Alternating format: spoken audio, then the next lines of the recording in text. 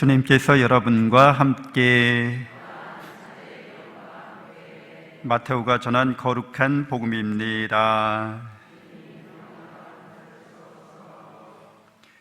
그때 예수님께서 수석사제들과 백성의 원로들에게 말씀하셨다. 너희는 어떻게 생각하느냐? 어떤 사람에게 아들이 둘이 있었는데 맏아들에게 가서 얘야 너 오늘 포도밭에 가서 일하여라 하고 일렀다.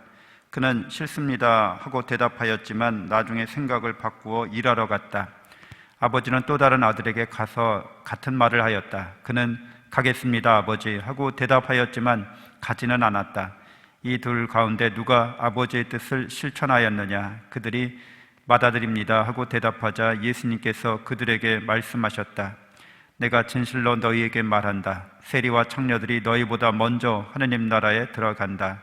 사실 요한이 너희에게 와서 의로운 길을 가르칠 때 너희는 그를 믿지 않았지만 세리와 청녀들은 그를 믿었다. 너희는 그것을 보고도 생각을 바꾸지 않고 끝내 그를 믿지 않았다. 주님의 말씀입니다.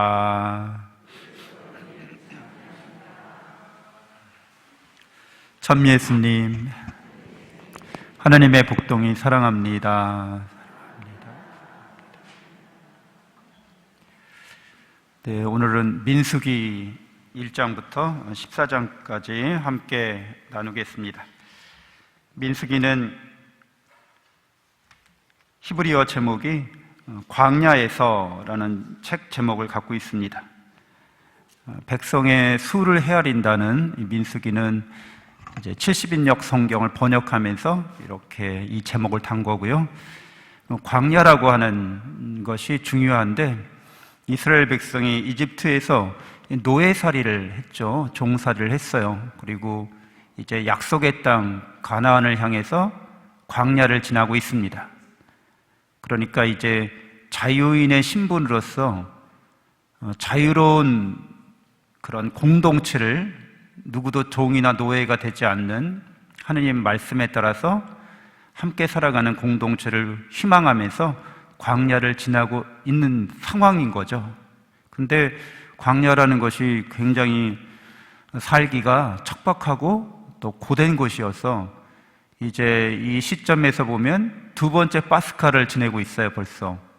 그러니까 1년이 지난 거죠. 그래서 이집트의 기후나 환경이나 거기서 먹던 그런 일상생활이 광야에서의 생활과 비교가 됩니다.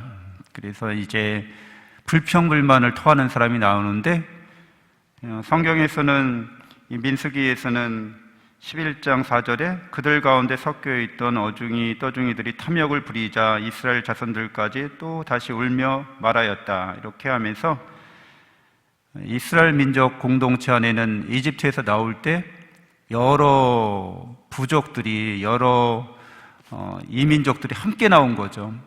근데 잘 아시는 것처럼 이스라엘이 이집트에서 나올 당시는 힉속스라고 하는 성경에서 히타이트라고 하는 우리 솔로몬이 우리아의 아내 밧세바를 취하는데 그 우리아가 바로 헷 사람인 거죠. 히타이트 사람이라는 거예요. 그러니까 힉속스족이라는 거죠. 근데 같은 셈족 계통인 거예요. 그래서 같은 민족 계통이기 때문에 이집트에 내려가서도 편안히 잘 살 수 있었던 것인데 이제 이집트 왕조가 본토 이집트인들이 왕조를 회복하면서 노예살이가 되고 이렇게 이제 거기서부터 탈출하고 해방하는 길밖에 남아있지 않았던 거예요. 그러니까 이때 나올 때 이제 히브리 사람들이 나오게 되는데 히브리라는 말은 아피루, 아비루라고 하는 그 당시에 이집트인들이 봤을 때 유목민들, 떠돌이 유랑민들을 이렇게 통칭하는 말이기도 합니다. 그러니까 유랑민들을 다 함께 거기서 나온 거죠. 그 중에 정통 이렇게 혈연적으로 이스라엘 민족도 있지만 그렇지 않은 사람들도 함께 섞여 있었는데 그들이 하나의 민족이 될 수 있었던 것은 모세가 시나이산에서 하나님과 계약을 맺을 때 함께 했기 때문에 한 민족이 됐다고 볼 수 있어요. 그 중에 그렇지만 이스라엘 민족이 아닌 사람들이 이제 이런 불평, 불만을 이야기하고 탐욕에 사로잡혔다고 이야기합니다. 우리는 이제 민수기를 읽어가면서 이렇게 탐욕에도 사로잡힌 이스라엘 히브리인들을 보기도 하지만 이제 두려움에 사로잡힌 또 히브리인들을 보기도 합니다. 이제 후반기로 가면 민수기 13장에 보면 정찰대를 파견하게 되죠. 가나안 땅의 입구에 도달해서 정찰대를 파견하는데 정찰하고 와서 이제 사람들이 두려움에 사로잡힙니다. 12명, 각 지파에 3명씩 해서 갔는데 거기에는 성곽도시도 있고 사람들이 광야에서 고생한 자기들과는 달리 막 키도 크고 영양 상태도 좋아 보이고 우리는 싸워서 이길 수 없을 것 같다. 우리는 죽을 것 같다. 이렇게 두려움에 사로잡힌 모습을 보여줍니다. 대부분 인간들이 살아갈 때 두 가지의 그런 두려움에 사로잡히거나 욕망에 사로잡혀서 인간이 살아간다고 하죠. 가만히 보면 우리가 그 두 가지 본성, 두려움에 대한, 탐욕에 대한 이런 본성에 이끌리는 삶을 살고 있지 않나 이렇게 반성할 수 있게 됩니다. 그래서 이 두 가지 탐욕과 두려움에 사로잡힌 사람들은 실상은 자유인이 아니죠. 늘 불평, 불만에 사로잡히거나 탐욕, 내 뜻대로 안 되기 때문에 늘 그런 거를 이제 자유롭게 해방되지 못한 심리 상태가 되는 거죠. 또 두려움 때문에 걱정, 근심이 많습니다. 그래서 그것에 사로잡혀서 역시 자유롭게 해방된 삶을 살지 못합니다. 결국에는 이스라엘 민족이 광야에서 이런 노예 근성으로부터 벗어나기 위해서 투쟁하는 기간이라고 볼 수 있죠. 훈련하는 기간이라고 볼 수 있습니다. 이 욕망에서 벗어나는 길은 자기 자신에 대해서 영적으로 자기 자신이 충만된 존재라는 것을 깨닫고 체험할 때까지는 늘 그렇게 이 세상의 것에 대한 욕망에서 벗어날 수가 없는 거죠. 그리고 자기 자신이 하느님으로부터 영원한 생명과 행복을 받았다는 것을 깨닫고 믿지 못할 때까지는 역시 두려움에서도 해방될 수가 없습니다.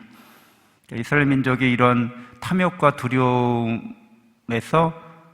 벗어나기 위해서 사막에서, 광야에서 40년을 보내게 되는 거죠. 정찰하러 갔던 날수를 40일로 보는데 이스라엘 민족이 하느님의 말씀에 따라, 뜻에 따라서 영적인 그런 전쟁을 회피했기 때문에 하루를 1년으로 쳐서 40년을 광야에서 훈련받게 됩니다. 결국에는 광야에서 기성세대가, 이집트에서 나왔던 기성세대는 광야에서 다 죽습니다. 그리고 새로운 세대가, 노예 근성이 없는 새로운 세대가 하나님의 말씀에 따라서 가나안 땅에 들어가게 됩니다. 그리고 그 땅을 차지하게 됩니다.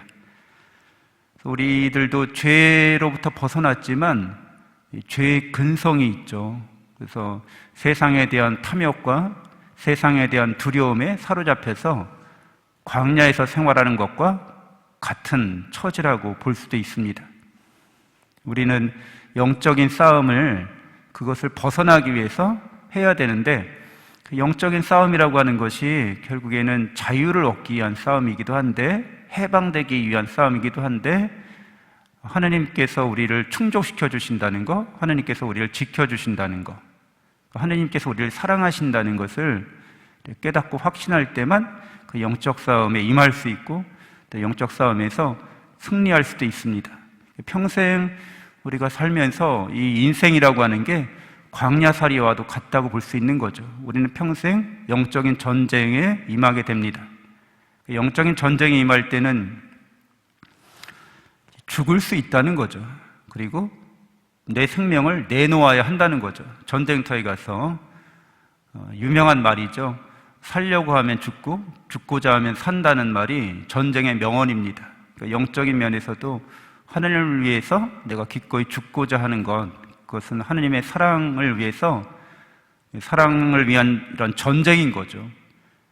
거기에서 내가 하나님을 위해서 죽겠다는 결심이 서면 이제 우리는 약속의 땅에 들어가게 되는 것이고, 영적으로 말하면 하나님 나라에 들어가게 되는 것이죠.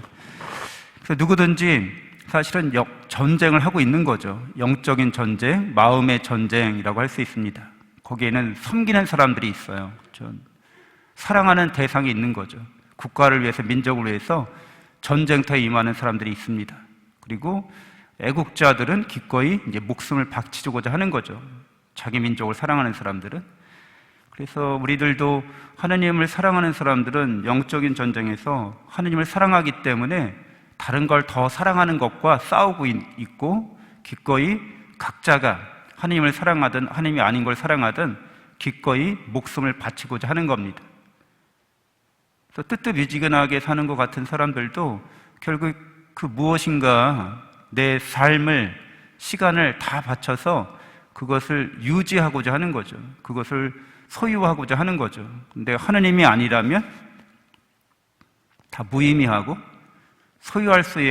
소유하려고 해야 소유할 수 없는 것들을, 신기루 같은 것들을, 환상 같은 것들을 소유하려고 그것을 사랑하기 때문에 전 인생을 거는 사람들과 같습니다.